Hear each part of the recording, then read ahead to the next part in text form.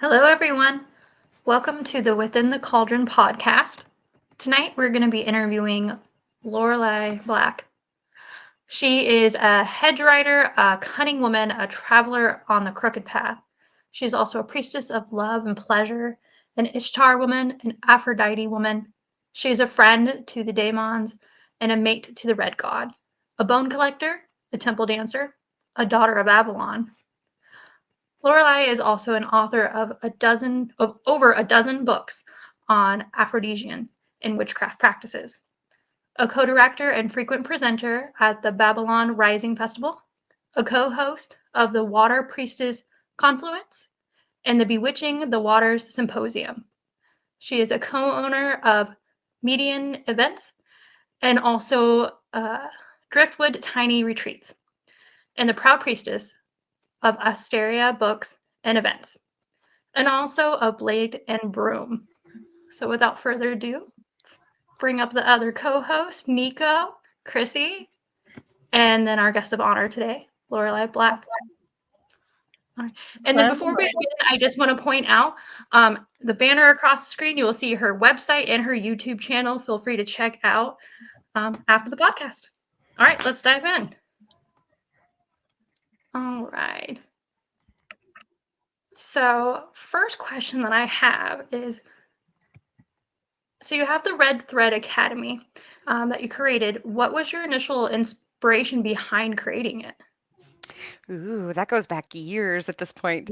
So my ex-wife, Natalie, and I used to write the American Folkloric Witchcraft blog, which was hosted over at Blogspot. We actually started a tradition together within what we would eventually call American Folkloric Witchcraft or American Traditional Witchcraft. That wasn't a term that we were using right as we first got together and first started working on our magical practice.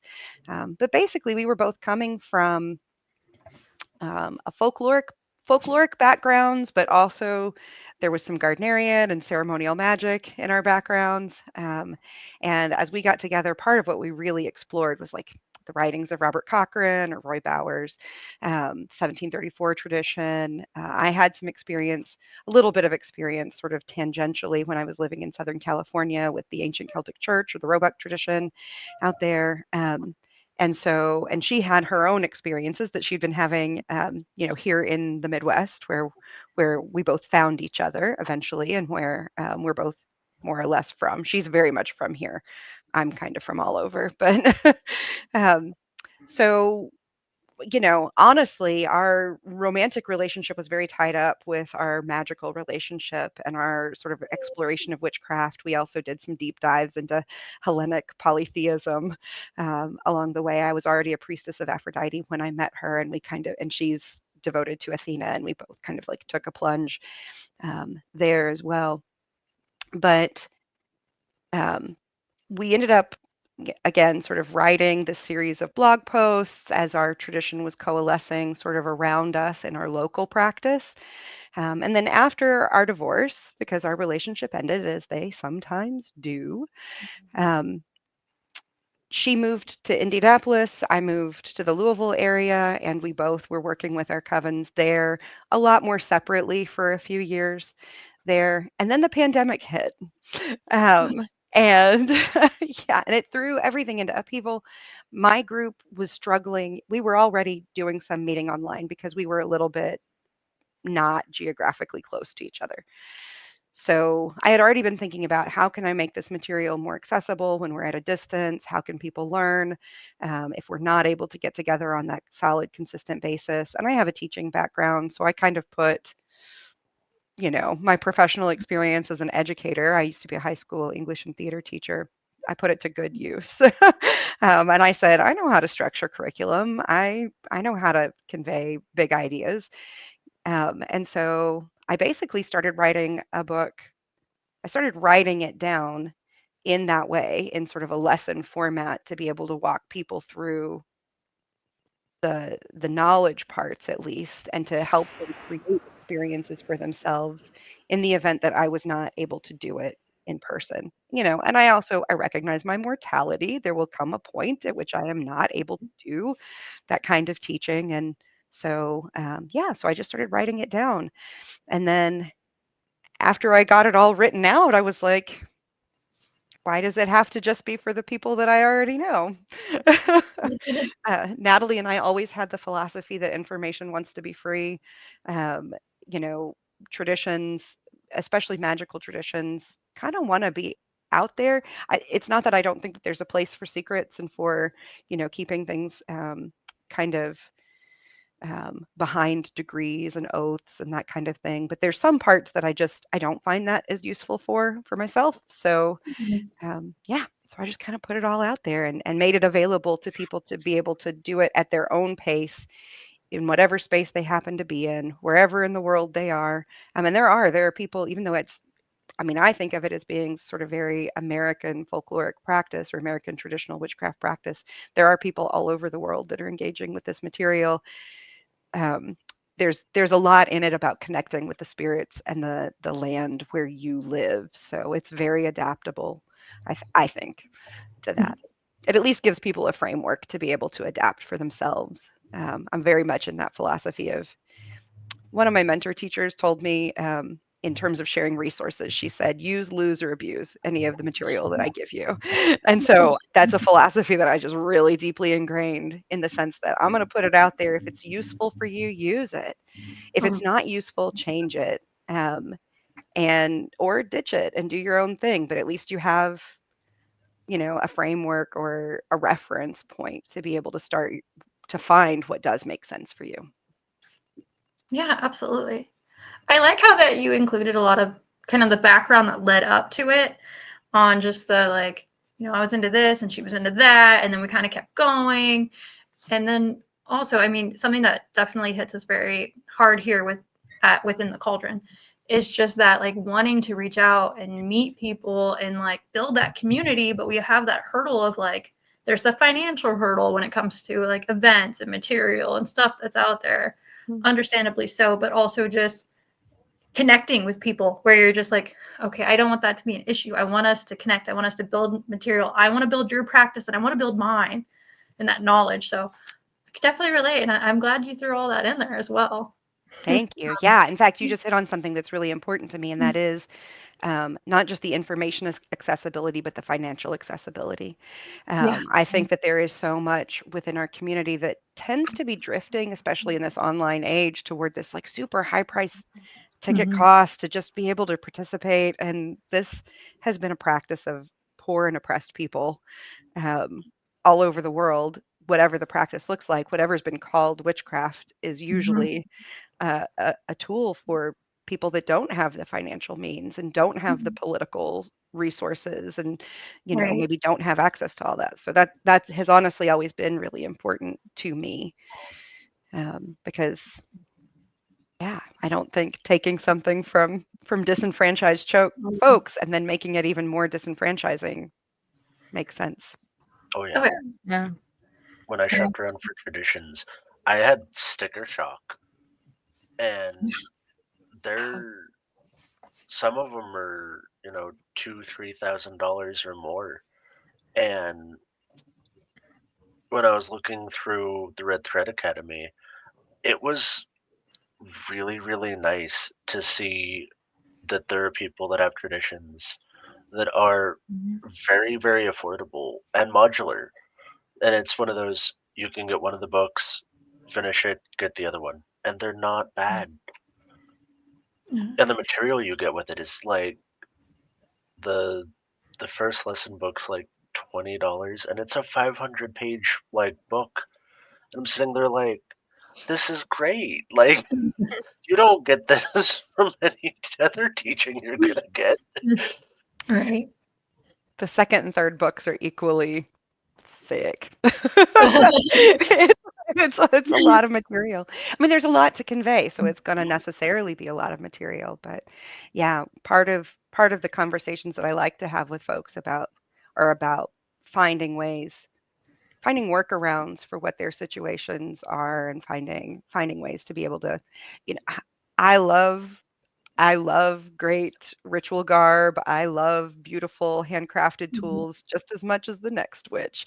Like, um, I mean, you can even see, like, here in my virtual temple, this is set up in a room that doesn't exist anymore. It was taken by a recent flood.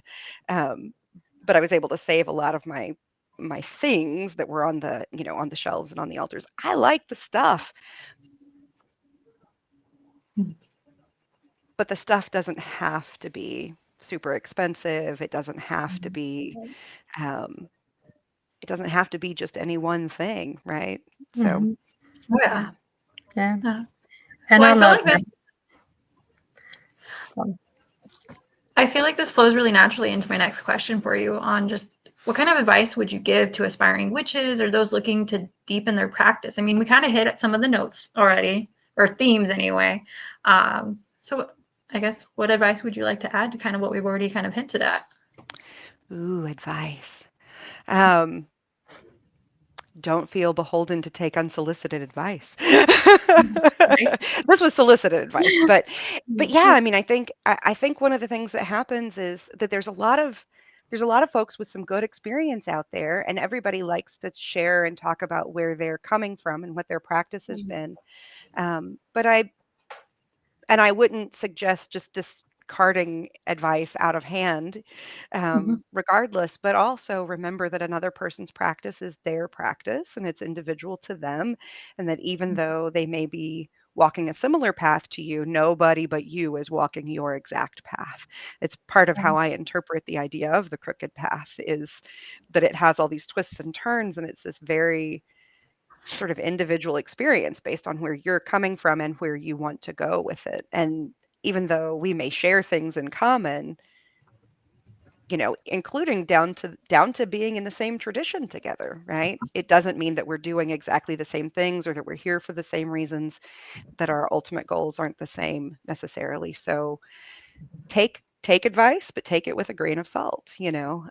Make sure that you're always just inspecting it. There's way too much of people looking at something that they saw on TikTok or Instagram or Tumblr or some other social media site, um, and or out of a book, out of a highly recommended book, maybe even, but saying Mhm. it has to be this way because this author, this expert, this person who must know more than me has said that it was so. Or I've seen it in 15 different Mhm. places that all are saying the same thing. Yeah, but some of that's because they're copying and pasting too. Like, Right, right. it doesn't, just because the information's repeated doesn't mean that it's going to be what works for you. So yeah, always be asking, why am I doing this? What do I want from this? And is it working for me? And if not, how can I change it so that it does work for me?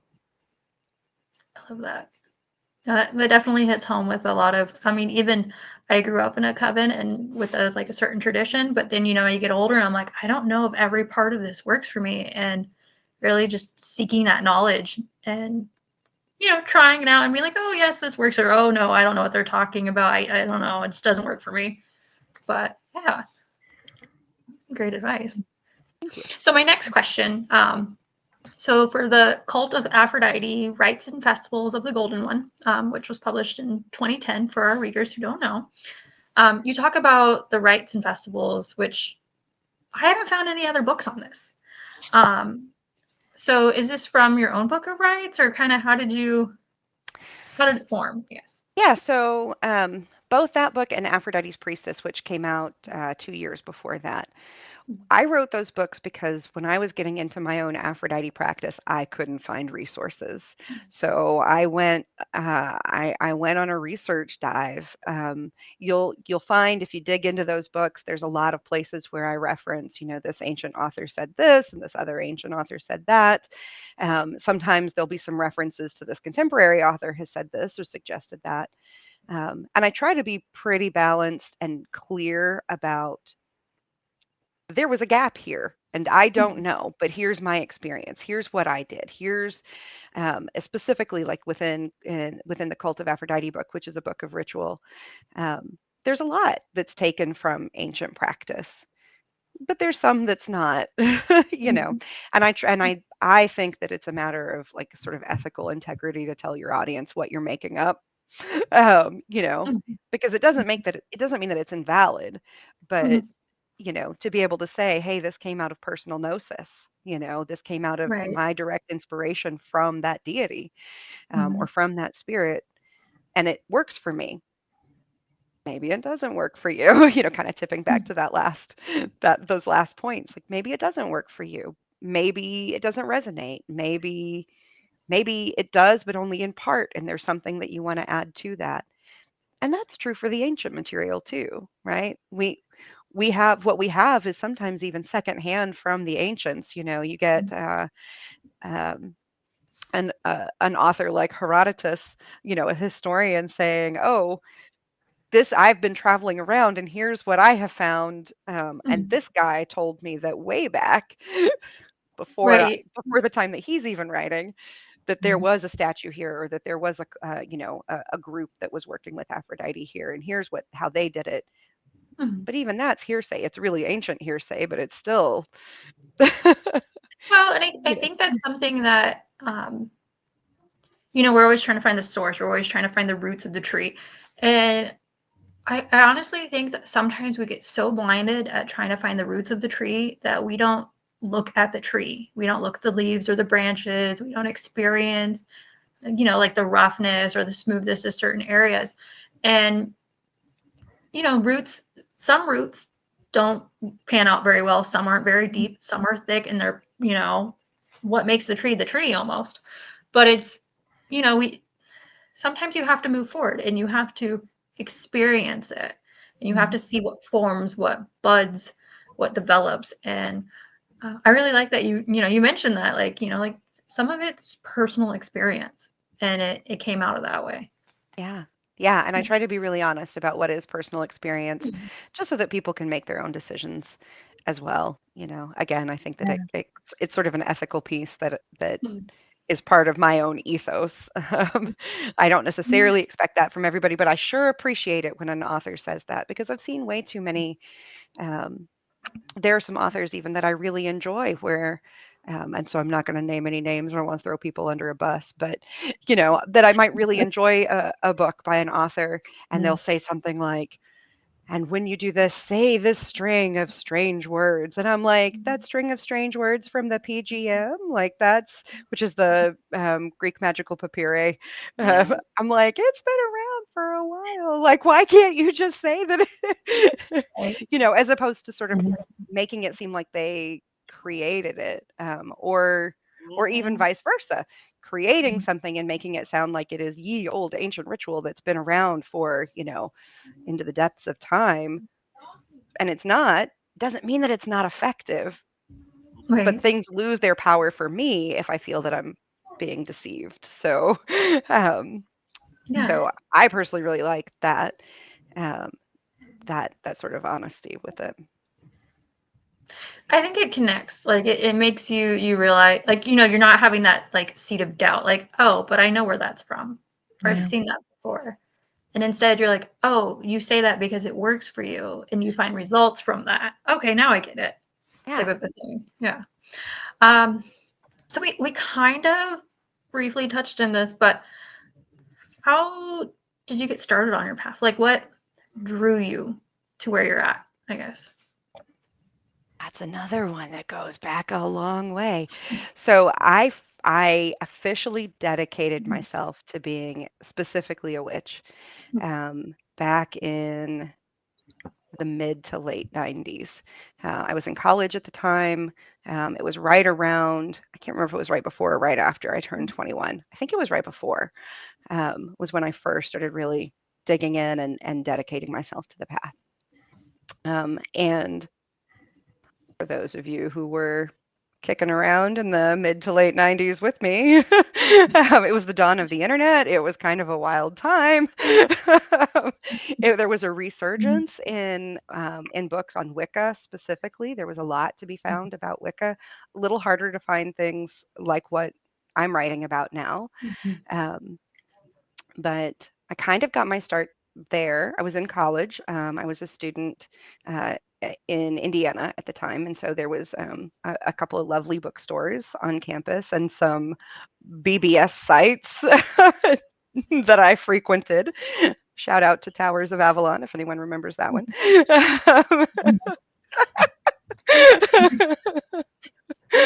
Right? I And think I we're just telling started. our age here. We need I to, know. I know. I box. yeah, witch box. Ooh, witch box was really important for me. I mean, that was like a great Oh way yeah. to connect with people. Oh yeah. And I did. I used those resources to find other people and to connect. And shortly after that, it was probably about a year and a half later, I moved to Southern California with my husband at the time. Um, and I had heard about a shop out there called Raven's Flight. It was in North Hollywood, and it was a community hub, frankly. So the Mhm. very first event that I went to there, I came home with a kitten and an invite from the people that would become my coven to a ritual that they were hosting there at the shop. And the shop hosted, I mean, there was probably a ritual or something going on, some kind of community gathering that was happening every single night at that shop. It was really more of a community center even than a store, which unfortunately is probably why it eventually was not making the money to keep itself open as a store because there were a lot of us that were there all the time and not necessarily purchasing things all the time. But I went to a lot of classes, and I was really lucky. Like I said, I met that very first night. I met the people that would be my coven. I met the woman who would be my initiator, handed me a kitten out of her bib overalls because I said I had a dream about a cat that looked like that, and she goes, "Oh, then he's yours." um, and I found this wonderful group of friends and mentors within that, people that were learning and studying alongside of me that maybe weren't that much further along the path than I was, and a lot of people that were much further along and had a lot to share. And I just sort of threw myself in. Um, I took my dedication to that coven in August of 99. I was pregnant with my daughter at the time. She's 25 now. and And yeah, I went through the third degree, like all three degrees in that tradition. Um, and part of that also sort of opened up into the Aphrodite work that I was doing. I started having some experiences around that goddess, and around my own experience of the things that she represents. And then when I took my second degree, um, in that tradition, second degree was a simple priest or priestess, and as opposed to the high priest or high priestess that was third degree. So when I took my simple priestesshood, I was dedicated to both Aphrodite and Bridget, and Aphrodite has been sort of the goddess that I work with the most publicly. Bridget, I work with very privately, um, which is interesting because Bridget is such a well-known and well-loved goddess, but my experience of her is more sort of maternal, and familial, whereas my work with Aphrodite is like, I got work for you to do. You are in my employee, and I need you to get the things done. So, and yeah, it was out of that where I was sort of given the task of putting some things together, and I went, but there's nothing out there. Like nobody's writing about this. Where do I find Mhm. it? So I started writing about it. That's awesome though, and it's nice that from a reader, from a learner perspective, to have those voids be filled a little bit because it's kind of sometimes you have these interests or you have these deities that you hear about and you're like, I would love to try to connect with them, but what do I do? Do I just like light a color of that candle, like a color association, like the candle, and sit there and hope that the connection comes? But Yeah. it's nice when you have a resource a little bit where you can like start bringing some elements in and forge that bond. Yeah, I can't tell you how excited I was when other people started writing about their Aphrodite practice. I Mhm. was like, yes. Mhm. It's very, very exciting, and we're still a small community, I think, of people that sort of identify as being Aphrodisian in their practice, but it's growing. It's very popular in some parts of the world, especially. There's a huge Aphrodisian community in Brazil, Oh. um, which is Ooh. really exciting. I hope to go there someday and be able to Mhm. connect with those folks. Um, but yeah, it's sometimes when I won't say every time. The advice that I was given at the time was if you see a void, if you notice it, then it's yours to fill. Mm. And that might be another piece of advice is you're going to find yourself filling a lot of voids that way and I maybe think, burning yourself out. Mhm. um, but I mean, it's definitely something to give some thought to is am I being called to step in and to serve my community, to serve, others in that way? Am I being called to serve this deity or this spirit mm, that I'm working with? Um, are they asking me to fill a void? And then doing what you feel like you can, absolutely. Yeah. even if it's just providing a space for other people Mm. to step in. That's, part of my festival work is about that, is about bringing people together and giving other people a chance to share what they know, and you learn some really cool stuff that way. Oh yeah. I had a mentor give a similar lesson of if you cannot find the material you were searching for, you are now tasked with its creation. Yeah. And I love it. But also I know that I now have a writing list, like my my list of books that I think I need to write is longer than a person can do in their Mhm. lifetime. So, Mm, but I'm working hard at it. I'm writing. But yeah, we can't all know everything. So, and there are some topics that have been left untouched for a really long time. There are some things, that are good to go back and revisit and say, does the way that we were teaching this in the 90s still make sense for today? And truthfully, Mhm. no, not always. I go back and read some of those books that were really influential for me and think, oh, this is problematic.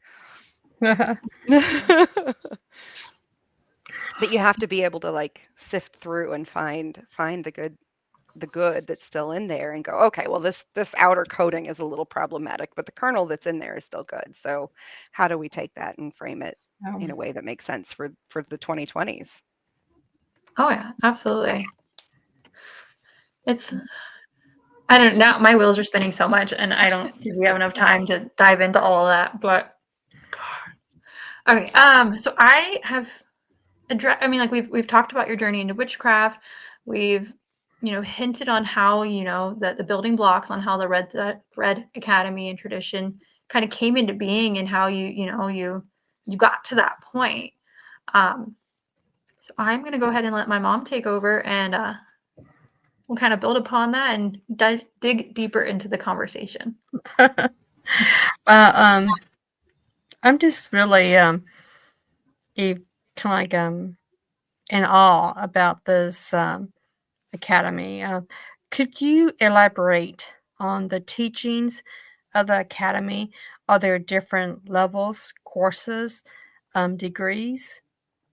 Yeah, so it's set up originally when Natalie and I formed our tradition, we did not set it up in a 3-degree system. But part of what I found after our split was that it was really difficult. We were asking people to learn and do a lot and be able to show a lot of skill and a lot of knowledge, a Mhm. lot of proficiency, and that especially teaching at more of a distance, that it made sense to kind of go back to a 3-degree system to be able to have sort of a foundational level. And in fact, I call the first book Foundations.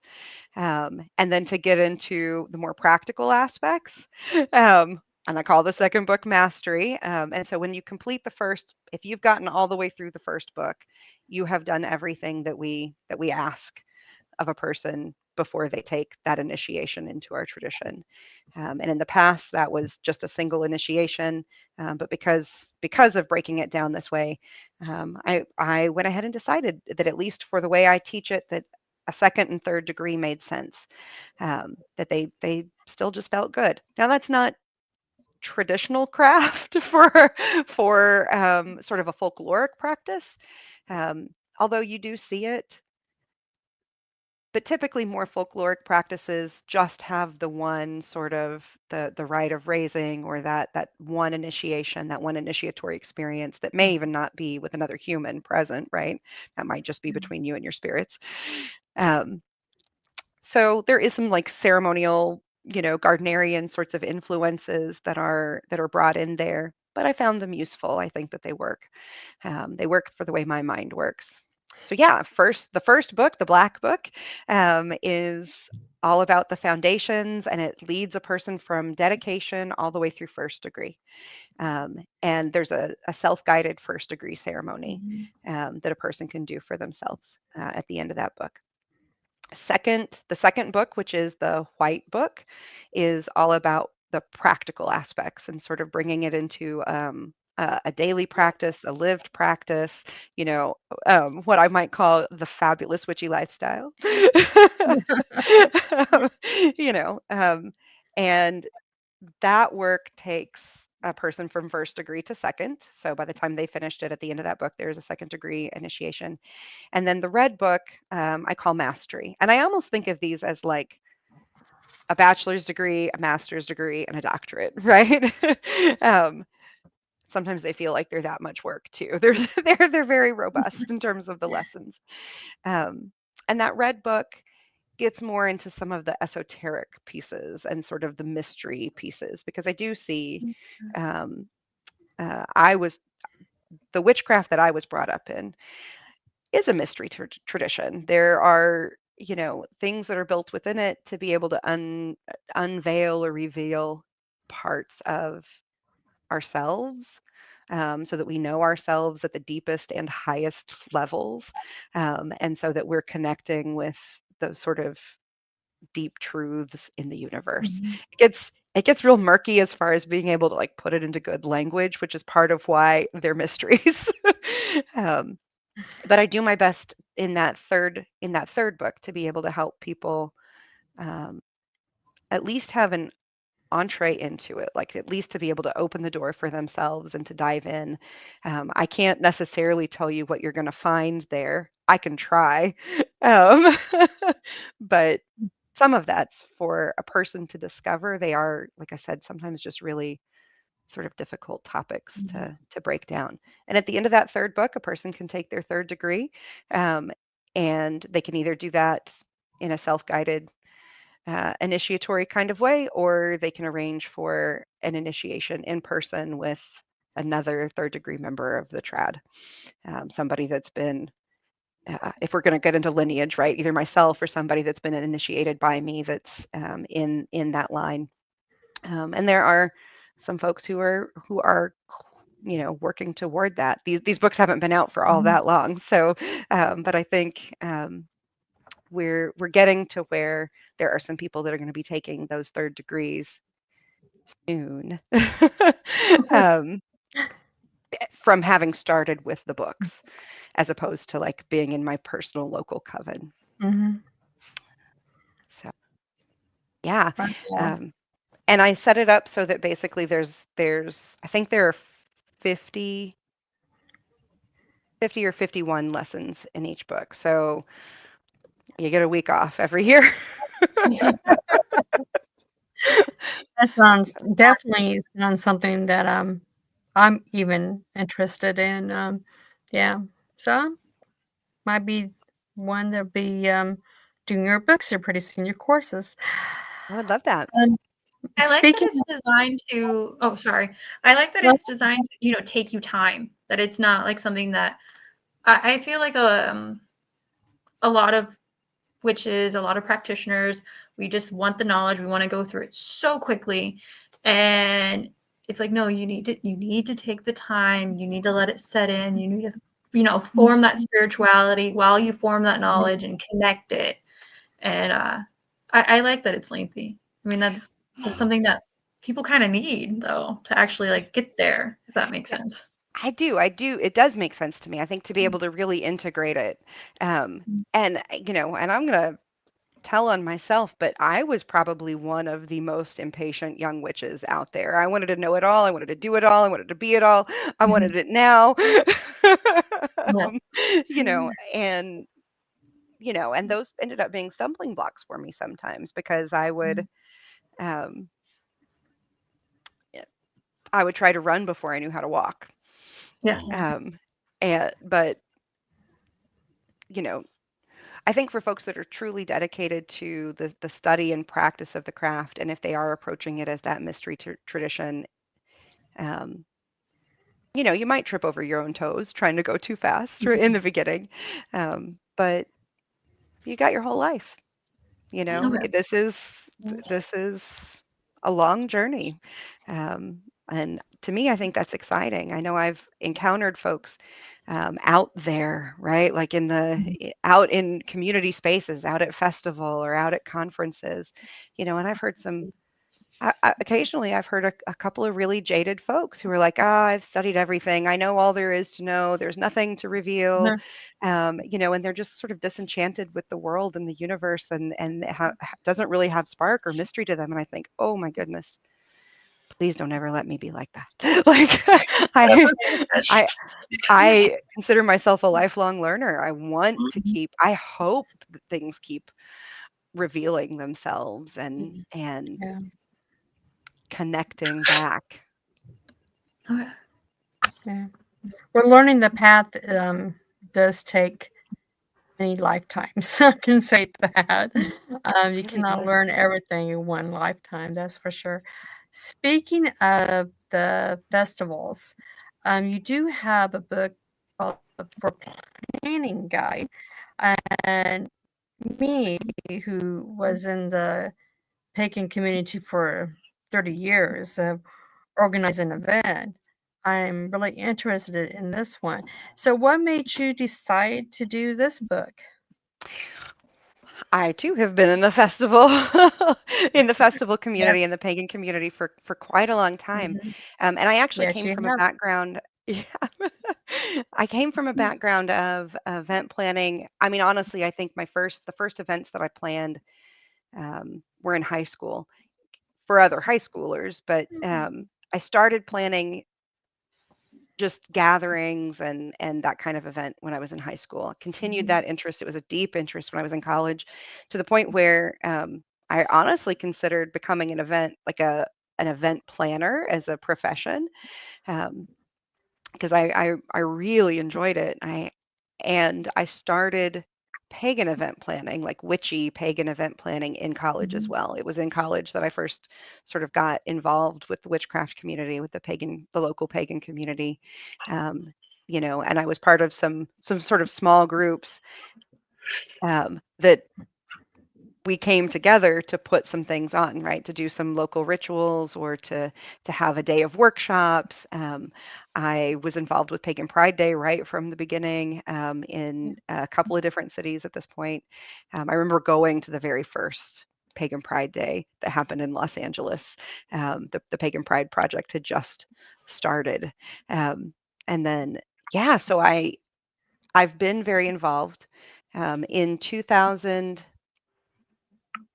or 2009 was when I started getting involved specifically with the pagan community in Indiana to work on festivals, sort of camping events Mhm. where rituals happen and classes happen. And maybe you've got a keynote speaker, maybe you don't, maybe it's local talent or local wisdom Yeah. that are coming together to lead these workshops.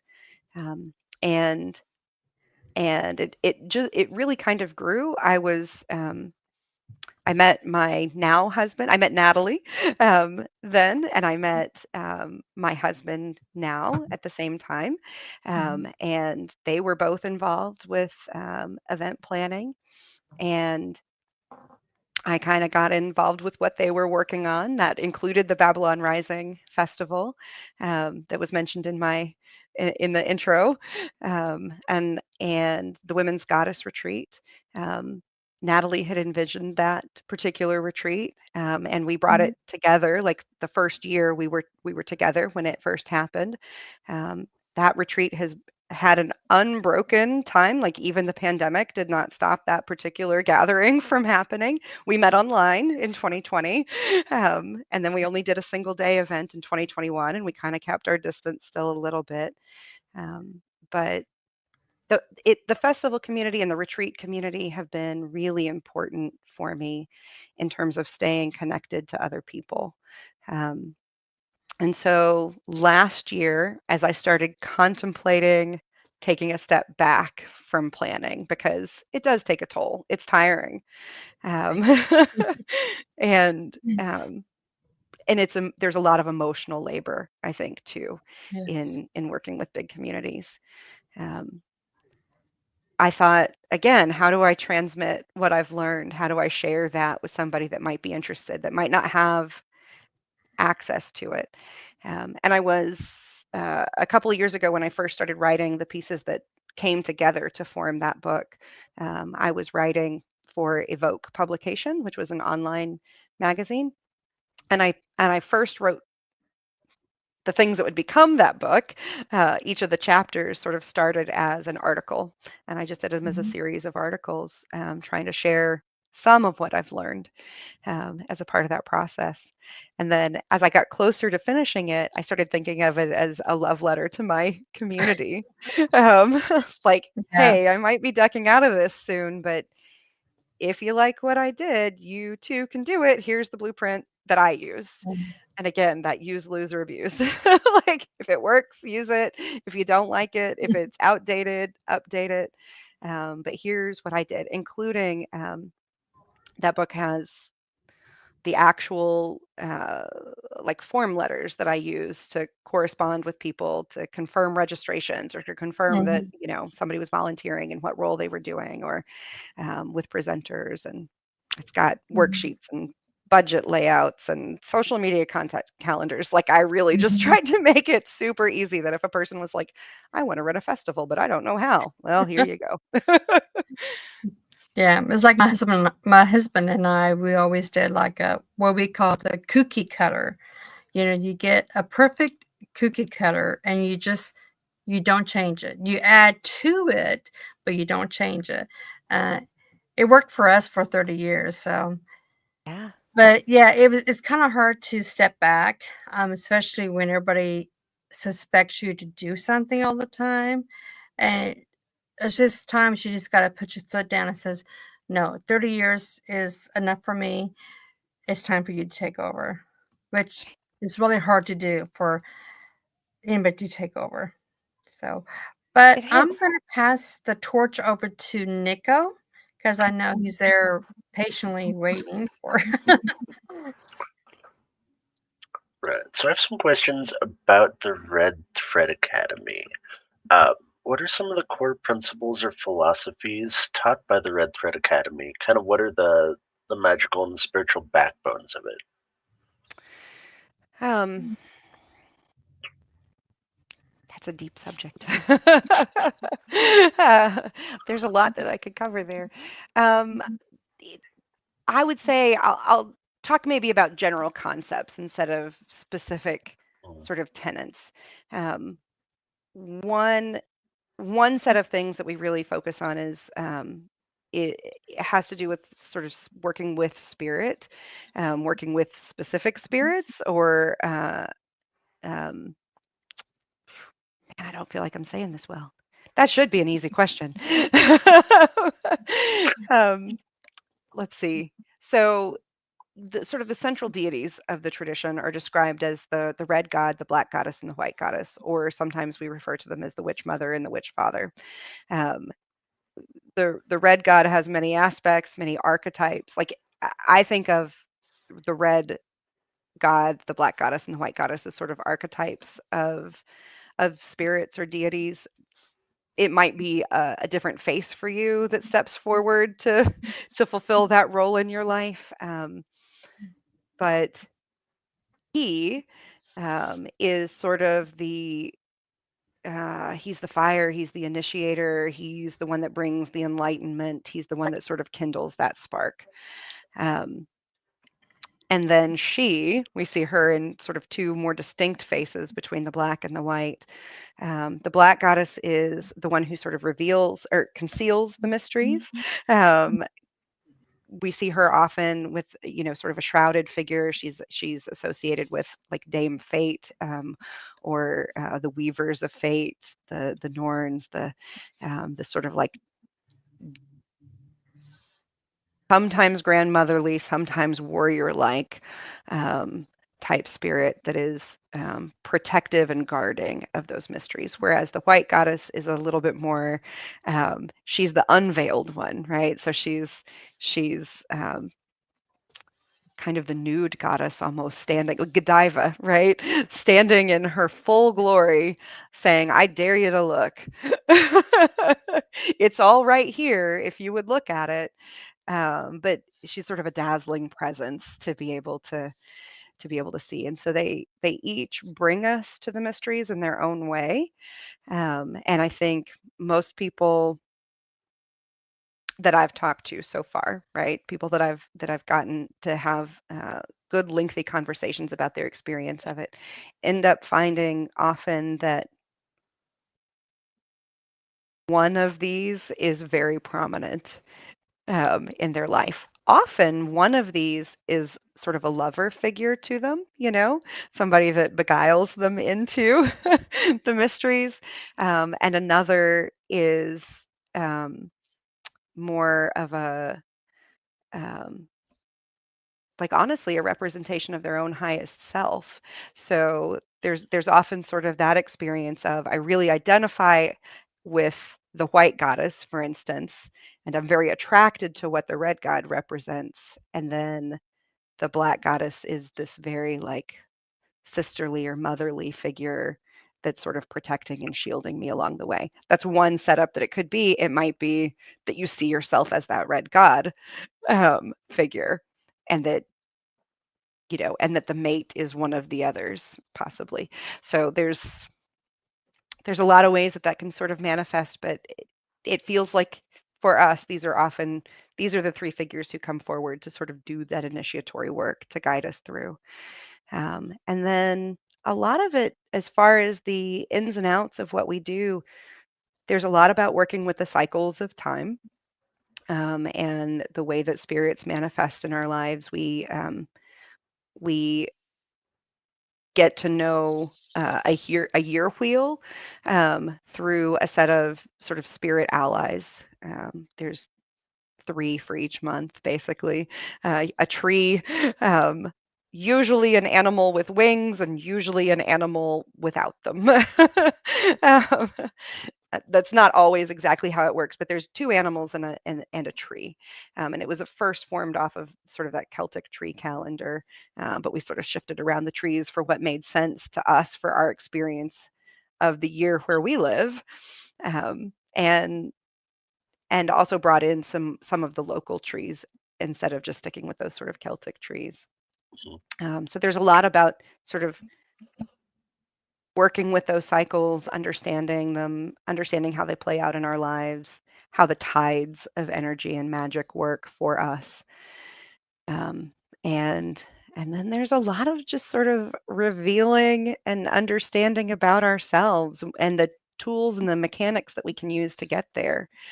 Um, so we use things like witch flight and Sabbat wine and flying ointment and all of those things. But and we do some herbal study, we do some study with stones. We definitely learn a lot about moving energy, and communing with spirits.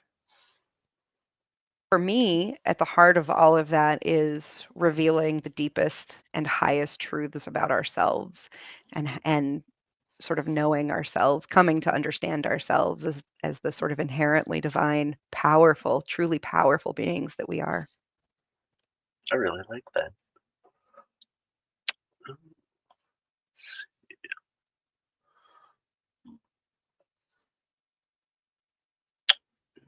Let's go with this.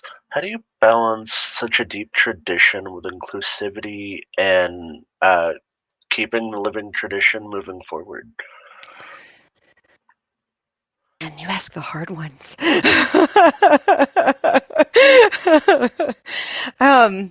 Yeah, I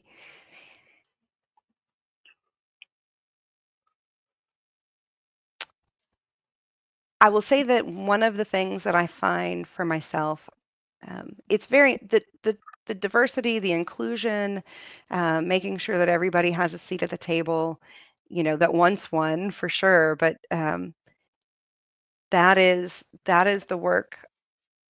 I feel like that's a work of a whole community, and it's something that you have to go into very consciously for. I think that the way that we've set things up, I tried to bear some of those things in mind as we were writing, as I was writing.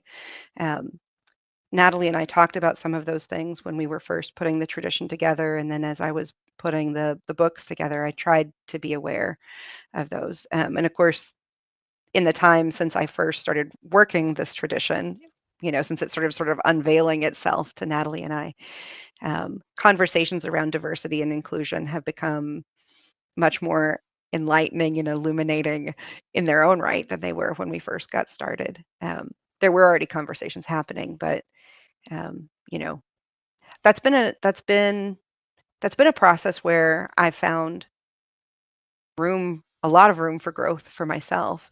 I had somebody who told me a couple of years ago, actually, it was Anwen Avalon, um, as we first started working together on the Water Priestess Confluence and the Bewitching the Waters Symposium, which I realized as you guys were reading my bio that I stepped out of those this year. So I am not actually um, involved with running them anymore. Those are Anwen. She's running them now on her own. Um, but we had conversations about if you're not conscious about the diversity and the inclusion in the beginning, then you're setting up to not have it. You're setting yourself up not to have those and to have it be a sort of homogenous space. And so, um, but I don't necessarily know that I'm an expert on how to do that.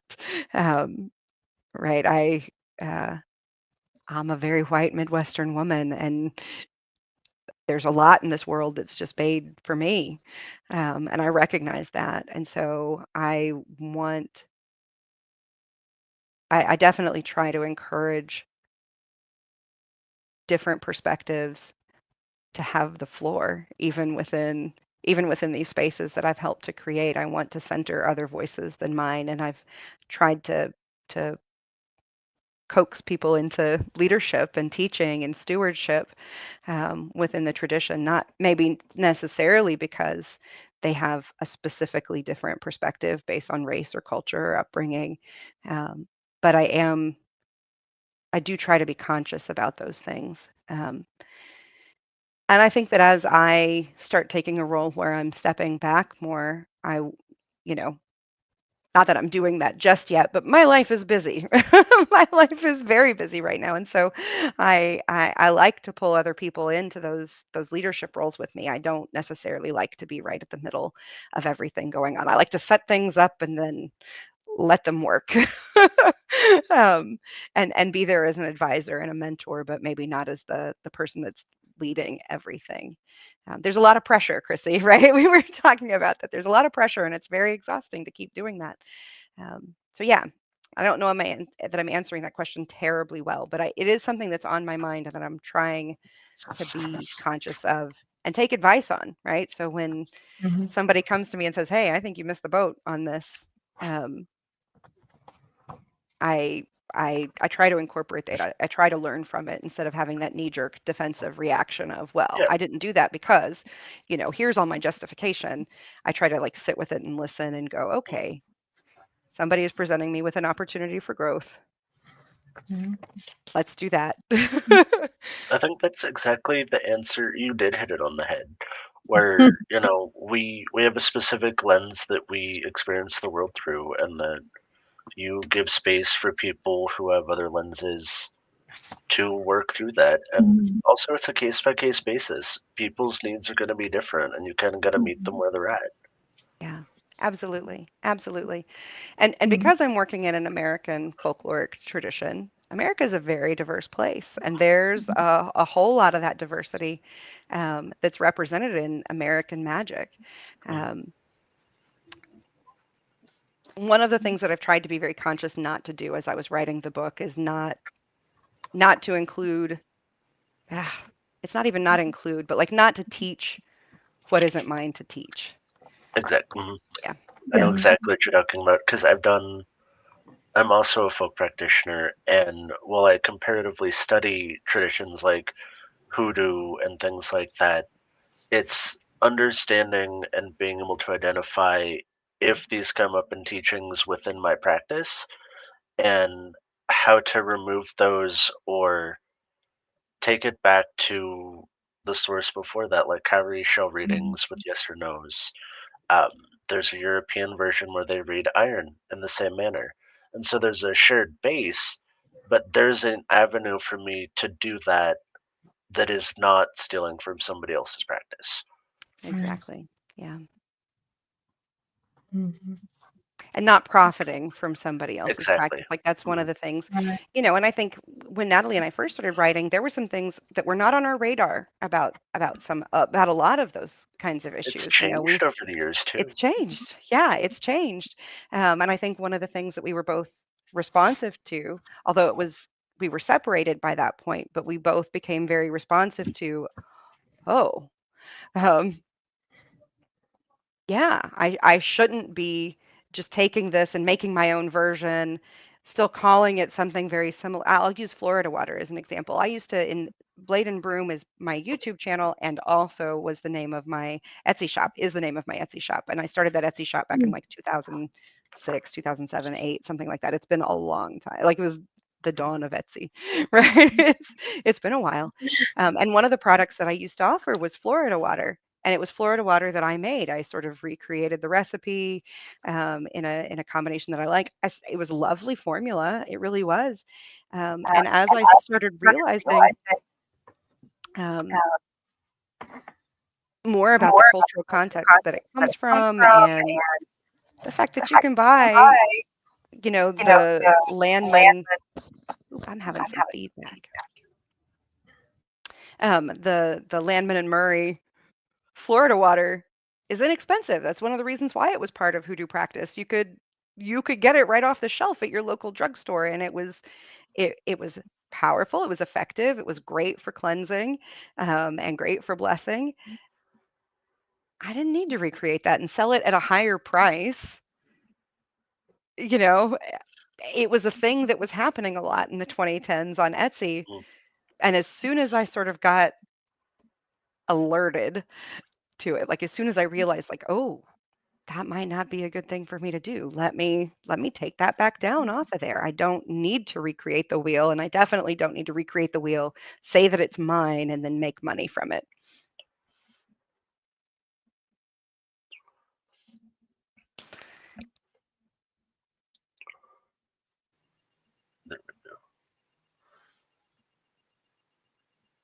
I like that you drew in on that point because I feel like I mean, honestly, it seems like it happens a lot.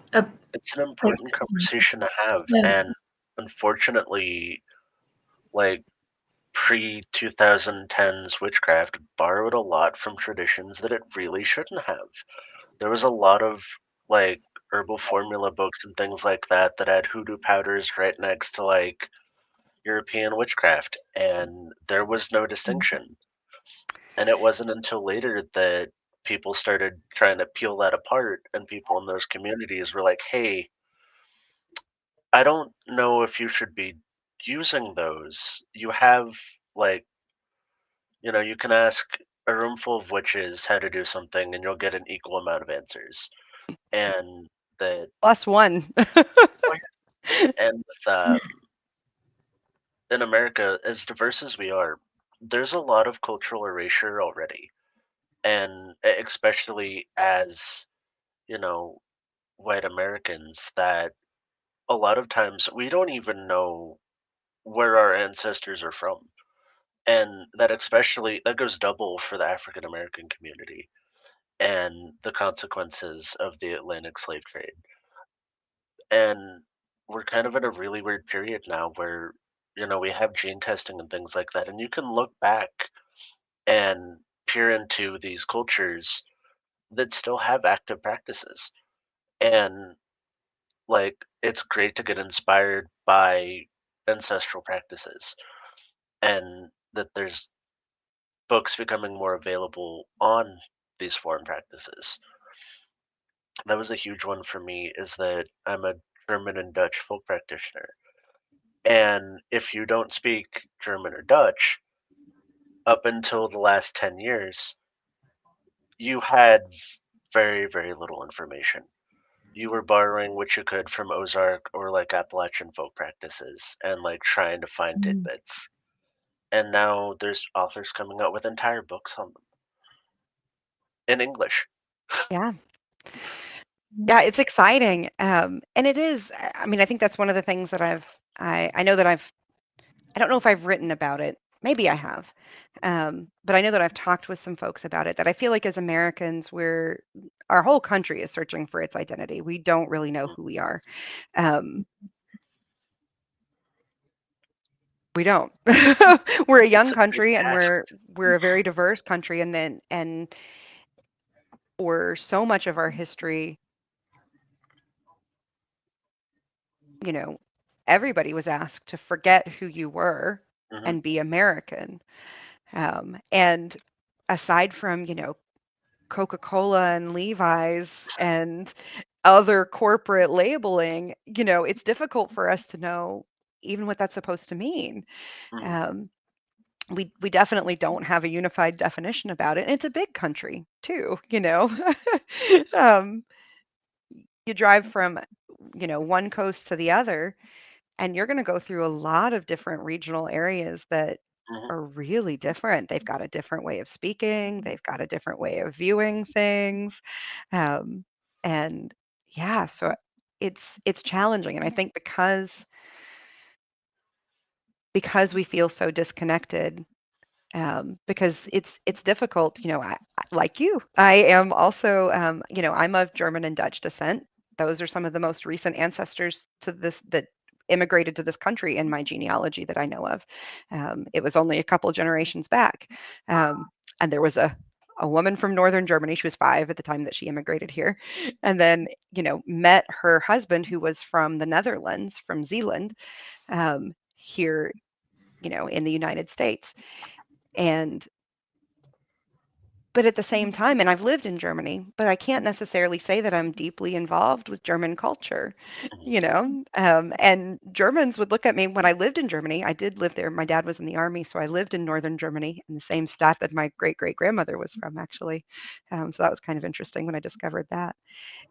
My parents would go, we would all go out to somewhere off base. We would go and eat somewhere, and my parents spoke, a little bit of German. They had to learn a little bit. The army taught them so that they could communicate out in the world, but they didn't speak it very well necessarily.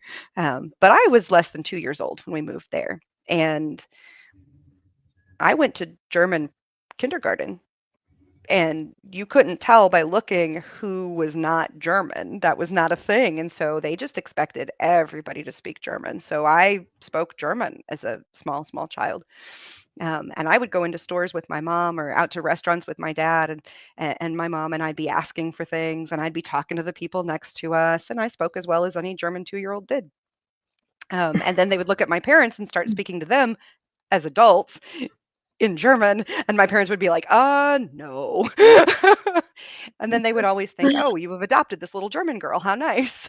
And my parents were like, no, no, she's ours. But, but that's as close as I came to like really being inundated in anything like German culture.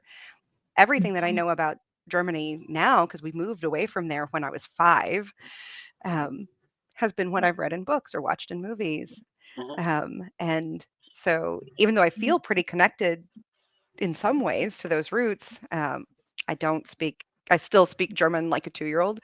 Um, um, it's it's not the same as being freshly from those places. Yeah. I'm not freshly from Germany. I'm not freshly from Ireland and Scotland. I have definite roots in those places, but I'm not. I can only be so somewhat connected to those cultures too. And so I've got to figure out, we all, I guess, are doing the work of figuring out like who we are and Mhm. and what parts make sense for us to be able to draw from. Yeah. Um, and how and where it's okay. I mean, there's a lot of like being invited, or things that are not closed practices. There are Hmm. things that are not closed practices that we can learn from. Um, but it's sensitive, and I think here more than in other places in the world too, it's a very thorny kind of path to pick out, Yeah. just because there is a lot of hurt that's happened. There's Mhm. a lot of stealing and a lot of taking and a lot of appropriating that's happened. So maybe here more than in most places in the world, we have to be extra sensitive Mhm. to what we're doing. Very well said. So, Lorelei, what projects do you have coming up? Any new books that we should be looking for? Always. um, yeah, I'm working on some stuff right now. One of the things that I'm working on is actually some pagan homeschooling resources. I'm Ooh. actually going to be I have a couple of different pen names that I publish under, mostly because human brains like categories, and people struggle to go, oh, the lady that writes about demons and Aphrodite and sex magic is wanting to write to me about teaching my kids. I don't know. But we're whole and complete and diverse people within ourselves too. Like, we've got a lot of different interests. My children are now grown. They're both in their 20s, but I did spend some time homeschooling. I do have that education background, and I see a need for resources uh, for pagan families here, especially with the dismantling of the Department of Education, and some other things that are happening. Education's really under threat, um, and I want pagan families to be able to have resources to make educational choices for themselves and their children. In the same way, when I was homeschooling, oh my gosh, there is a vast market of Christian homeschooling materials. But just even finding secular materials can be really hard. Just something that is Yeah. devoid of religion in it can be really challenging. And so, yeah, I wanted there to be some alternatives. So I'm working on some things. Those will be coming out under the name Georgia Hopkins, or AKA Mother Hopkins, Mother Georgia Hopkins. I Kind of gotta going write back. that down. Yeah. So I'm working on 3 books there. One is just sort of a general, I'm calling it the Handbook of Pagan Home Education. And it's just kind of like some educational philosophies, kind of sharing some of what I received as an education student back in college, thinking Mhm. about pedagogy and teaching philosophies and practices and methods and all of that kind of stuff. And then also giving some concrete ideas of, like, oh, well, you could teach this unit, and maybe do some of these Mhm. activities in there. And then eventually, I'm going to be working on 2 other books, one as an elementary curriculum guide and one as a secondary curriculum guide with actual lesson plans and things in them that could be used. Oh, that sounds really awesome. I mean, I don't see any authors that has homeschooling books. So yes, that would be definitely a book that probably Amber, my other daughter Amy, will I buy. was just thinking, I'm like, I have a freshly turned 3-year-old daughter, and all I'm thinking is like, oh, I hope these are, like right when she kind of hits that age. I'm like, I'm looking forward to it. Yeah, hopefully, yeah. Honestly, at least that first book, Yeah, should be before she hits before she hits yeah, school age. Um, yeah. Well, I because mean, I'm sure that there's going to be things that like can be applied sure, with that little age range too, and yeah, I'm excited. I'm excited for sure. absolutely, absolutely, and part of it, right, is that Mm, education. There's a Mark Twain quote that I used to put at the bottom of my cover letters when I was applying as a teacher, and it mm, said, "Never let schooling get in the way of your education." Mhm. Um, or something to that effect. I might be butchering the quote just a little bit, but it was something along those lines. And I mentioned earlier being a lifelong learner. mm, Um, yeah, I'm personally always digging in, and I know that as a child, all I wanted to do was learn how to read. Like, before, as soon as I understood that there was such a thing as reading, I wanted to know that. mm. And um, yeah, children are naturally curious. They want to know about the world around them, and education starts at home. Wow. Um, even if that's not where it's primarily happening, what we learn at home sets the the foundation for how we're going to learn in the world, and how supported we are in our education at home can help, Mhm. so that even if a parent Mhm. chooses not to homeschool their kid, and that's a support, or that's a choice that I fully support. I was a public school teacher for years. Um, I think just having some of those resources to be able to supplement, or to be able to, if you want to have conversations with your children about your own spirituality and about the worldview that you subscribe to, being able to think about that and have some resources to be able to do that with is a helpful thing. Oh yeah, definitely. Yes, Yeah. I do too. I really love that. Any more questions from Nico and Amber before we end the live? Not for me. I think you did. You covered everything. Yes, you did. I feel like I could probably add 30 more questions just off of like off-branch topics, but I think we've covered everything that was like my immediate like upfront like questions that I had. So it was a pleasure having you today. You got some wheels spinning, and I mean I hope that any and all who watch this podcast episode, draw some of the same little oddball thoughts in my head where I'm like, oh man, I want to look into that. Or I've actually been writing notes as I've interviewing, even though I can like go back and like watch this later on and be like, oh, look into this. Hold on a second. Because, like that Mhm. lifelong learner thing where I'm like, ooh, I hate to say it, but I'm excited for when we're done so that I can research more things. Yay! Don't hate to say that. You just Yeah. made me so happy. Honestly, I'm a teacher and a student at my core. And so anytime we come away from a conversation with things to research, that is a Mhm. fantastic conversation to have had. Yes. Well, we would keep a lookout on the homeschooling book, or you could just email us if you keep our email, because we would love to have you back on that kind of subject, like Mm. maybe Yeah. homeschooling, pagan parenting type. So, Mm. yeah, try to give our audience a lot more than just authors and witchy and music and paranormal. Be about diversity. So, yes, we would love to have you back. Thank you so much. Yeah, I'd love to come back. This has been a Yeah. great conversation. Thank you so much for having me. Well, you're so welcome. So Nick, I guess you can take us home.